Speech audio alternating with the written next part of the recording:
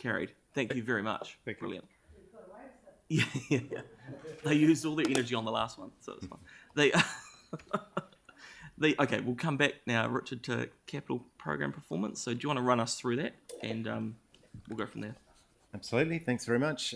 So as you can see in the report, we're still on that forecast delivery of about 470 million by the end of the year. This month has been tracking to what we forecast last month, so I can sort of give a verbal update that we are on track. It's been quite good in terms of completing some things. So obviously we've got some highlights there that we've hit the halfway mark with Te Kaha. The Matatiki Hornby Centre is obviously open for business, and the Waitaki Street long-term stock bank is also completed. So we've got a few sort of highlights to keep the good news going on page 44. The other thing that we provide this month, which is different to other months, is the Transport Choices and CRAF quarterly update. And so they can be found on page 79 and 80. If we scroll through to 79, we can see that we are halfway through the Transport Choices budget of 10 million. You can see the projects that have been paused, you can see the projects that have been transferred to the CRAF program, and you can see the ones that are underway and how far through they are there with their budget spend. On page 80, we come to the CRAF program. So the CRAF program, you can see quite clearly in the top right hand corner, has a budget of around about 40 million for the total program. We're about 25% spent already. If we look down at the way that then breaks into different regions, just to work from right to left to be different. In Spraydon, we've had an information session held with the board. In Richmond, we've got the intersection upgrades completed, and we've got the neighbourhood greening under design. For Riccarton, we've got Bradshaw Terrace under construction and underway. In New Brighton, the coastal area, we're about to go to consultation for the Marine Parade. So you can see there's quite a bit of activity right across the board. In the Linwood and Woolston area, it's had its challenges, and we're still doing some reprioritisation with the community board there. They're advocating for for a couple of streets there, one Hulbert to be considered as street renewals rather than paid for through the CRAF program. But through the LTP process, we're making sure that we get what we can get done. The safety and public transport are obviously going very well. You can see the safety priority money, we're 90% spent already. Obviously, if you're interested then in one of those particular areas, then flick through to pages 81 through to 83 or 4, and you can see the actual project breakdown and how it's going. So I think that's probably all I wanted to highlight. That's great. Thank you for that. You got a question? Yep. So Phil, then Sarah. Then... Yeah, I've got a question, and it's probably for Lynette, on page 65. The Norwest Arc Cycleway stages 3B and 3C. Yep. That's what I call from Island Road to Harewood Road. Is that? Am I got that right? Yeah. Okay. Have we got enough money left in shovel ready to finish it, to finish that length? Or because I understand that we have. Now you came to us the other day and said that because we're going to go down there with the major cycle route, we are now going to have to find an extra 17 million for drainage and maybe coal tar, our old friend. If that wasn't there, is there enough money to finish the cycleway as it was designed, or have we used up most of the shovel ready on previous stages? Through the chair, can I answer that slightly differently? I did say the other day I was trying to get an update for this meeting, and off the back of the conversation we had yesterday about the investigation works that are going on, we've finished the ground investigation works down there, and we are trying to push that information through as quick as we can to update the costs. I am anticipating, so we have funding baked into the LTP, to do the additional works around drainage, roading related stormwater, that's what it is, and the street renewal work, it is all baked into the LTP. At this stage, it is looking like we have enough, but I will come back with confirmation on or before the next report for F&P, because we will have good information from that ground investigation work. What I'm mainly saying, if the cycleway itself wasn't going through, we wouldn't have to spend the 17 million on these extra things. If we left it as it is. Well, that would be the case with any project, Your Worship, but at some stage we would, because the streets are deep dish channel and they have drainage and surface flooding issues. But was that in the program to do anyway, regardless of the cycleway? That's my question. I can't answer that today, No, sorry. But I'll add all that to the information that comes back. Thank you. It's got one on the same page, and then we'll go to Sarah because if it's different. So just so I'm clear, the 26.6 million budget, that's the draft. That's in the draft LTP now, right? So if it's forecast at 32, That hasn't been updated from what we're saying, so that's what I want to update. Yeah, okay. So that'll be what comes back next month. That is what's coming back, and that sheet in here will be updated and will be updated costs for the figuring out for the completion of the construction works. Yeah, no, that's good as gold. Okay, great. Sarah, thanks.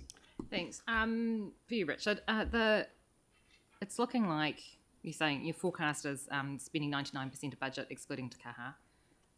My recollection from previous years is that's really, really good.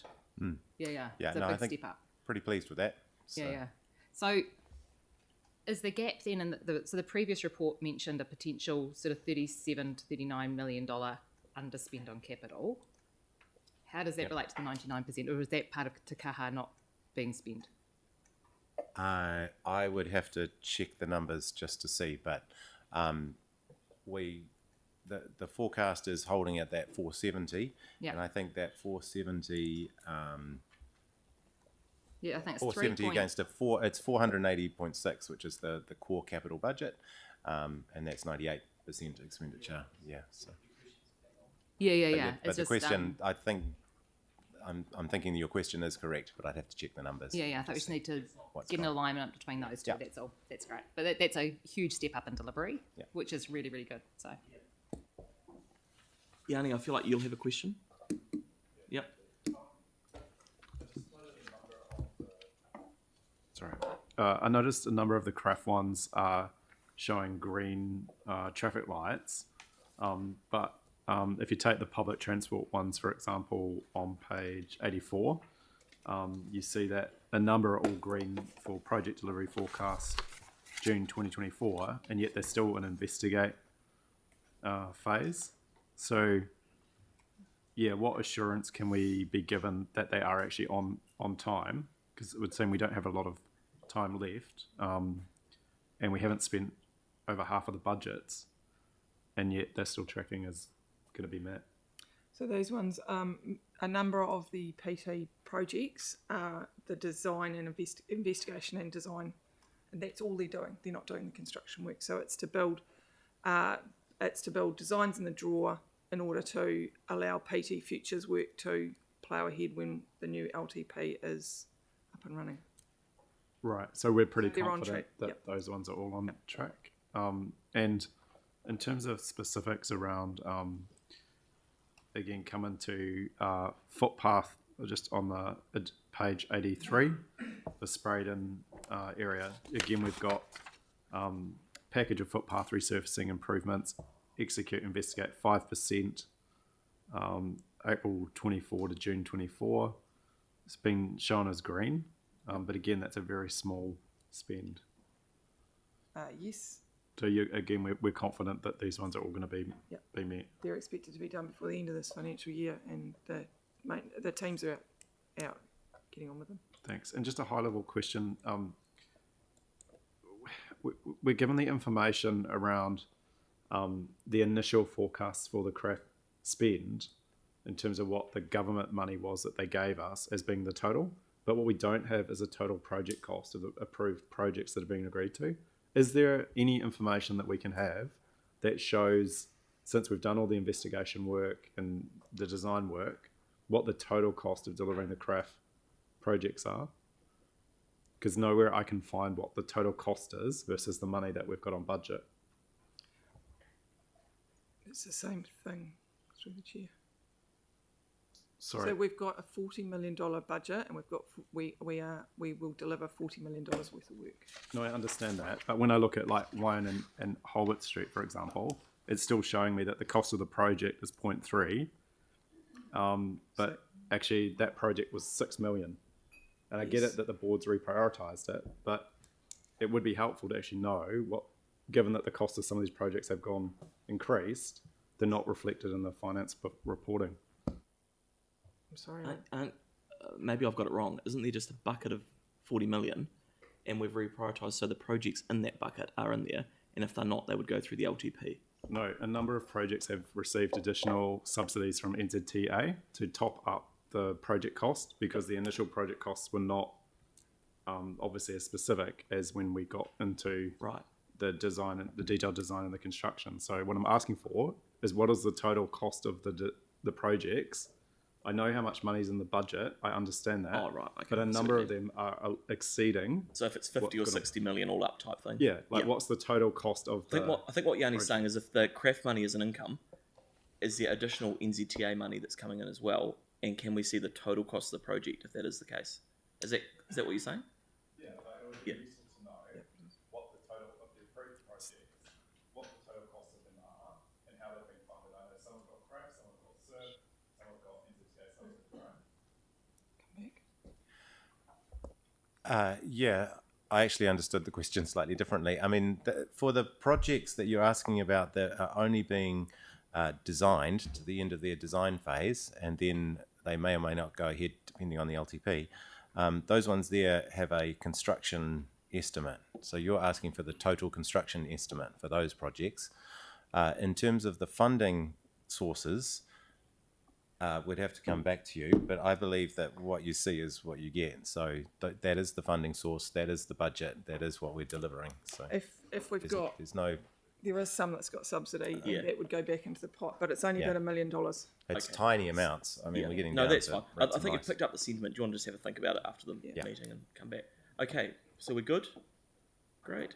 Through the chair, can I make one highlight, transport highlight? Yep.